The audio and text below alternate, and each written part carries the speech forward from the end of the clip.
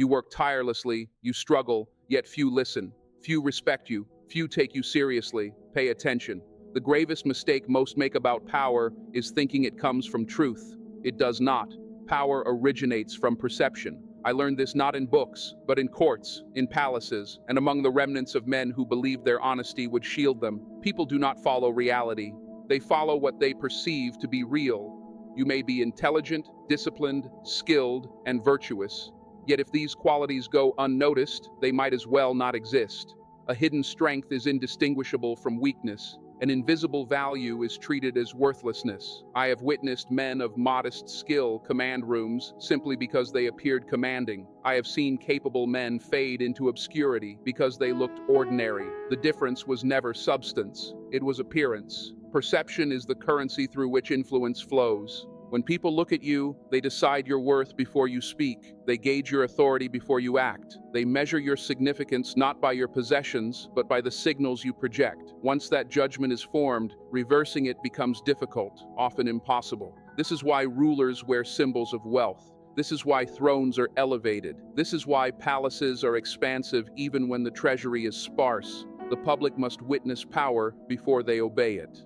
A person who appears valuable forces others to pause. Pause cultivates respect. Respect generates influence. Understand this principle. The human mind is lazy. It seeks shortcuts. It rarely investigates deeply. It judges rapidly. Decisions are made based on surface, tone, posture, confidence, and visible indicators of worth. Those who grasp this principle command those who do not. If you appear scarce, you are treated as dispensable. If you appear abundant, you are treated as valuable. This is not about arrogance, it is about positioning. When you dress as if you belong in powerful spaces, people assume you do. When you speak as if your time is precious, people hesitate to waste it. When you move as if you have choices, others compete to be in your favor. Power begins before any action. It begins in the mind of the observer. A prince does not wait to demonstrate strength after a rebellion starts. He displays it beforehand.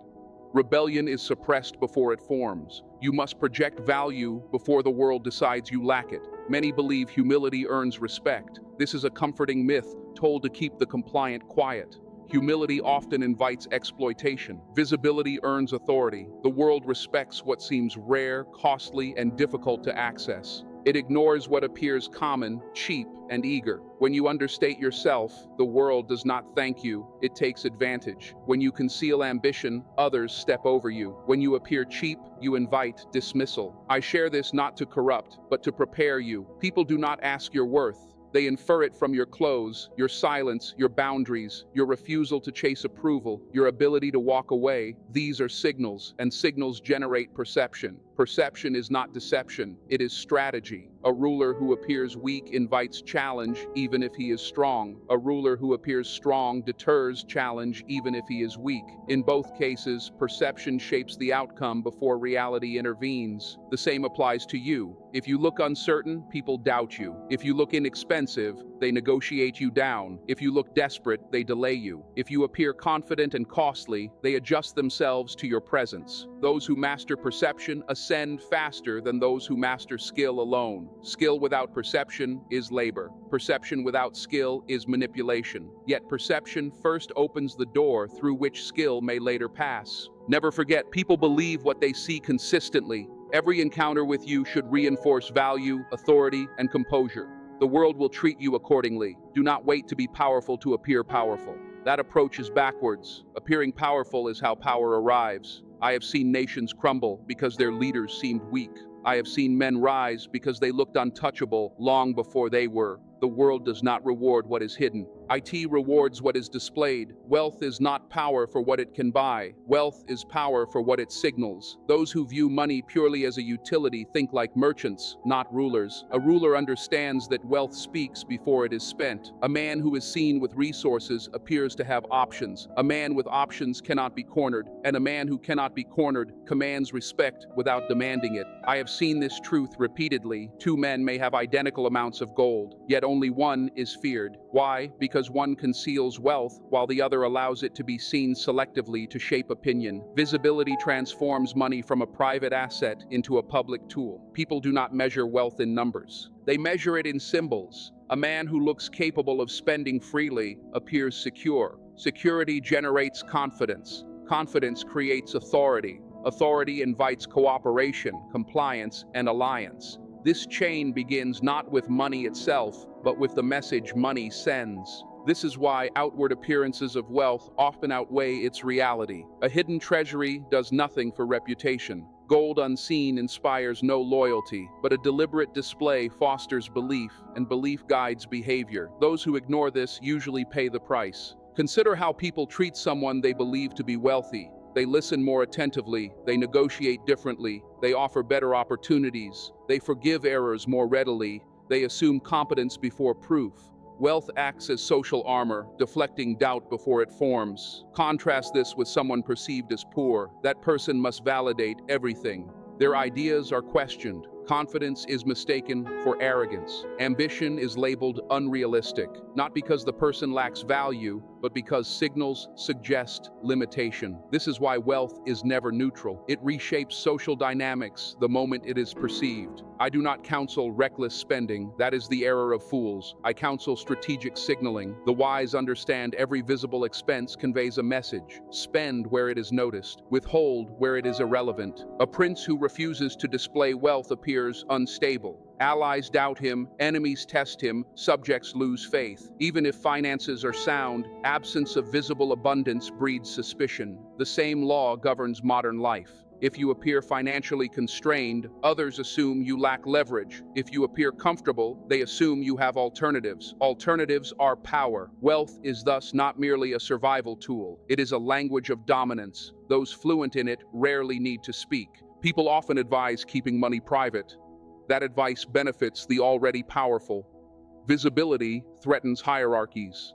Those at the top understand signaling's value and want others ignorant of it. Notice how those in power never seem uncertain about money. Even in crisis, they project stability because instability invites challenge. Money alleviates others' fears before solving problems. If people believe you can afford patience, they rush to please you. If they believe you cannot afford delay, they exploit urgency. This perception forms not from your account, but from your presentation. Never underestimate how quickly scarcity is sensed. Scarcity creates pressure. Pressure weakens posture. Weak posture invites domination. Wealth, when signaled correctly, removes pressure from your image even when tension exists behind the curtain. This is why many successful men prioritize appearance, not from vanity, but from calculation. A man who looks expensive appears selective. Selectivity generates desire. Desire produces control. Control determines outcome. Money's greatest power is psychological. It alters others' behavior without words. It sets the tone for interactions. It determines who leads and who follows even before negotiation begins. Do not confuse this with greed. Greed hoards, strategy displays. I have seen rulers survive with empty coffers because perception remained intact. I have seen rulers fall with full treasuries because their wealth failed to reassure. In both cases, belief, not balance, decided the result. People align with perceived winners. Wealth signals winning. Once people believe you are winning, they help maintain it. Once they believe you are losing, they distance themselves. This shift occurs silently, guided by appearances. If you want respect, understand money speaks even when silent. Every choice either strengthens or weakens the signal. Every interaction reinforces or erodes belief. Every visible detail contributes to the story others tell themselves about you. Authority is rarely seized by force. It is usually granted by perception, and perception is shaped by control, not excess. Uncontrolled display is vulgar. No display is invisible. Authority lives between these extremes. I have watched men spend lavishly and lose respect. I have watched men spend nothing and be ignored. The difference lies not in the sum spent, but in the discipline of display. Controlled display signals deliberation. Deliberation implies intelligence. Intelligence implies leadership. Leadership invites obedience. A man who flaunts everything reveals insecurity. A man who conceals everything reveals fear. A man who reveals selectively appears composed, measured, and powerful. Authority is born when others believe you control yourself first. The image precedes influence. The signal creates the outcome. Master this principle, and the world will treat you accordingly. In courts and councils, rulers did not display gold indiscriminately. They wore it when it mattered most. They withheld it when it was irrelevant. This taught observers that their favor was rare and deliberate. Scarcity generates value. Control generates scarcity. When people see that you choose how and when to display wealth, they assume you could do more but do not need to. That assumption elevates you. It distinguishes you from those who crave attention and those who avoid it. Attention should never be begged for. It must be directed. Controlled display is not about impressing everyone. It is about signaling to the right people. Authority is never universal. It is hierarchical. You do not need everyone's admiration. You need selective recognition. When you enter a room appearing refined but not eager, present but not loud, people sense balance. Balance suggests power. A ruler who constantly indulges invites contempt. A ruler who constantly restrains invites suspicion. One who indulges occasionally and with purpose preserves mystery. Mystery safeguards authority. People fear what they cannot fully read. They respect what is difficult to access. Controlled display keeps others uncertain about your resources. If they cannot measure what you have, they assume abundance. This is why true authority never overshares. Oversharing diminishes perceived depth. Silence implies reserves. Your restraint becomes your reputation. Throughout history, those who commanded authority mastered timing. They revealed strength at moments of challenge, generosity at moments of loyalty, and luxury at moments of judgment. Each act reinforced a narrative. Without control, display is noise. With control, it is a message. A man who wears his finest garments everywhere cheapens them.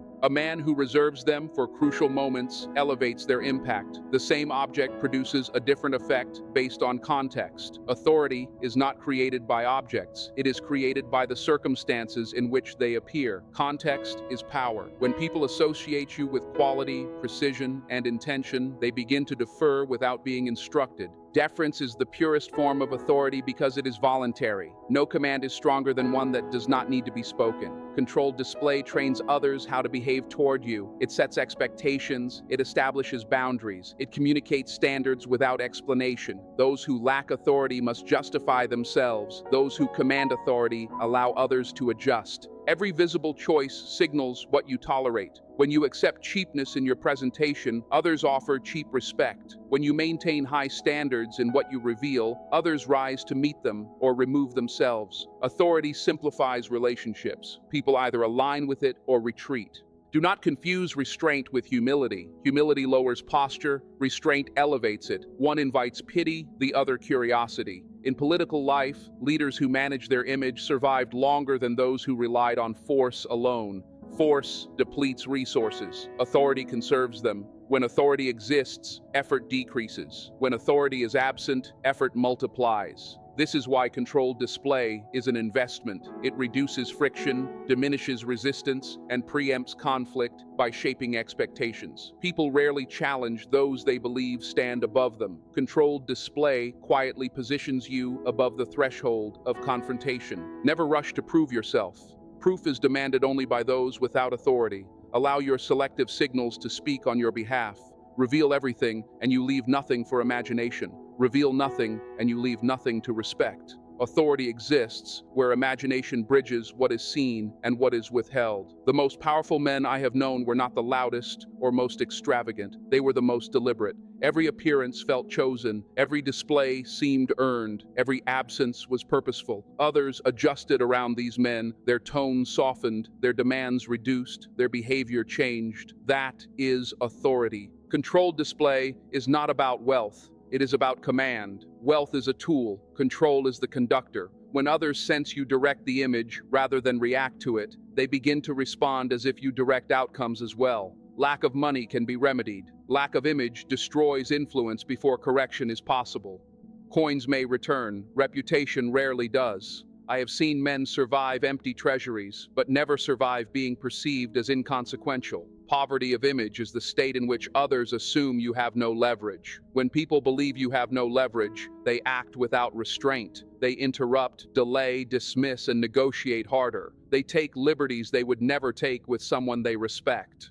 This is not cruelty, it is instinct. Men press where resistance seems weakest. Image is the first line of defense. A man with little money but a strong image is treated cautiously. A man with wealth but a weak image is treated carelessly. Only one maintains control. The world is not divided by rich and poor. It is divided between those who control perception and those who submit to it. If you appear powerless, people feel safe testing you. If you appear limited, they feel entitled to extract more. If you appear desperate, they feel justified in exploiting you. Poverty of image announces need. Need repels respect. When you present yourself as cheap, you invite cheap treatment. Accept less in appearance, and others offer less in opportunity. Over time, this compounds into isolation. Many believe honesty will protect them. They display struggle openly, hoping for sympathy. Sympathy does not create alliances. It builds distance. People align with strength, not struggle. A ruler who admits weakness publicly receives challenges, not mercy. A man who broadcasts limitation receives avoidance, not opportunity. This is why image must be preserved even when resources are scarce. I am not advising deception. I am advising discipline. You do not owe the world your vulnerability. Vulnerability is a currency best spent privately. Those who publicly reveal hardship lose authority. Those who manage image retain dignity and leverage. And consider the difference in how people treat those they believe are rising versus those they believe are declining. The rising man receives patience, benefit of doubt, and assistance. The declining man receives distance, silence, and replacement. The difference often has little to do with reality and everything to do with perception.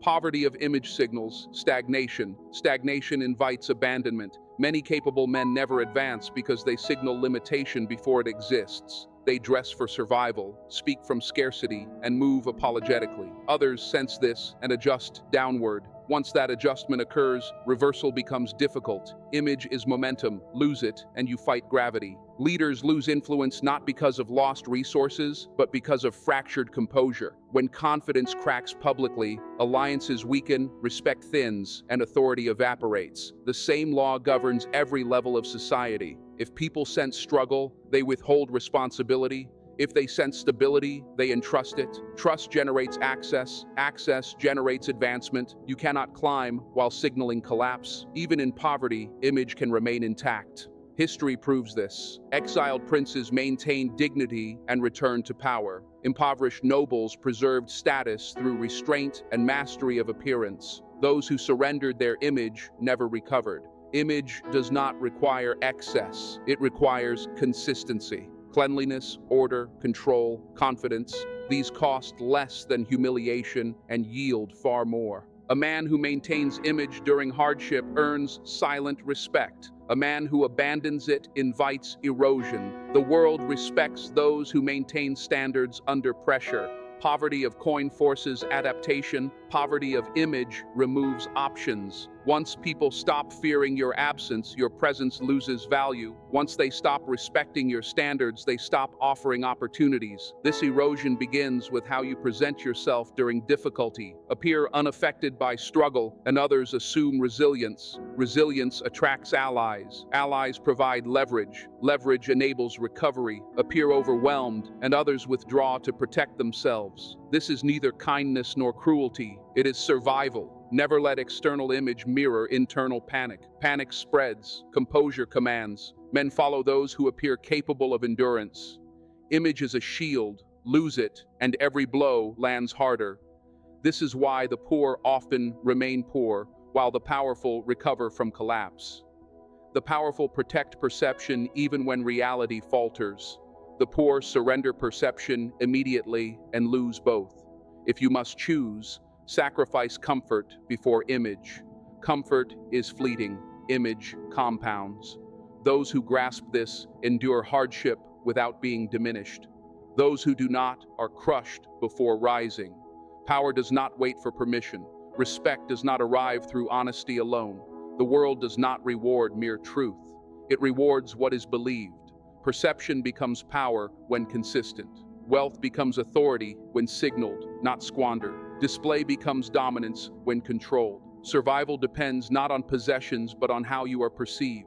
Men rise before they are ready. Others fall despite skill. The difference is not virtue, it is strategy. Allow the world to define you as cheap, limited, or desperate, and it will treat you accordingly. Shape your image with intention, restraint, and precision, and the world will adjust around you. I have watched rulers lose kingdoms not for lack of resources, but for loss of image. I have seen ordinary men become untouchable because they understood perception before proof. This knowledge is not gentle nor moral, it is effective. You may reject it and remain pure but powerless, or use it and accept the responsibility of influence. Remember this above all else. Men obey what they respect. They respect what appears valuable. Value begins in the mind long before it manifests in reality.